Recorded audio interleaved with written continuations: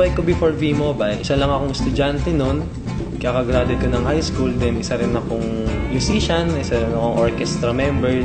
Then, bago ako mag-start kay V-Mobile, nag-Facebook lang ako noon. Nakita ako ng isang cheque na tinaglang sa kaibigan ko. So, na-curious ako nung time na yon, kaya ako tinanong yung taong nag-post. Then after nun, tinanong ko sa kanya kung paano gawin negosyo, tinuro niya sa akin, din nagustuhan ko, kaya ako nandito sa negosyo. Hindi ko inisip na pwede palang kikita ko ng ganito-ganito. Ang inisip ko lang noon is loading business since estudyante, may mga kaibigan ka na naglo-load, may mga kaibigan ka na gumagamit ng cellphone na bigla-bigla na lang lalabas ng classroom para magpa-load. So naisip ko, ba't na lang yun yung naggawin ko negosyo? In a way na kahit na magpa-load lang sa akin yung kaklase ko, kikita ako. Doon na nag-start. Akala ko simpleng loading lang, yung pala hindi. Kukwento mo lang siya sa mga kaibigan mo, kikita ka na. Yun pala yung tinatawag na endorsing na ginagawa rin ng mga artista.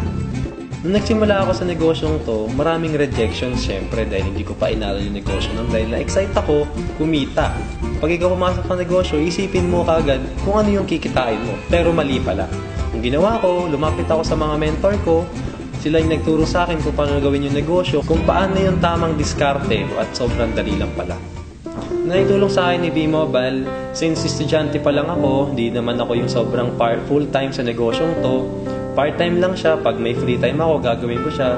So yun, nakatulong sa akin, nakabili ako ng laptop ko, which is galing talaga sa kinita ko kay V-Mobile, nakabili ako ng sarili kong cellphone, nakatulong ako sa magulang ko na kahit pang grocery lang, pambayad sa kuryente, pambayad sa tubig, sa internet, which is para sa akin, malaking tulong na para sa kanila. Na habang nag-aaral ka, mas maganda na nakakatulong ka sa magulang mo. So, ang gusto ko sana sa mga kabataan ngayon, matuto rin silang magnegosyo, na kahit habang bata pa lang kumikita na sila.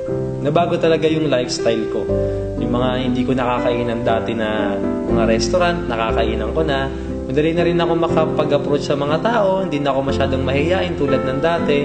So, mas na ilabas ko yung kung ano yung sarili ko na ito pala ako because of V-Mobile.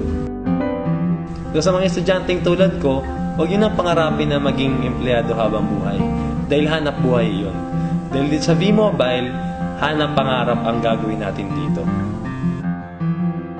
I'm Emmanuel Naag, a pre-law student and a proud V-Mobile member.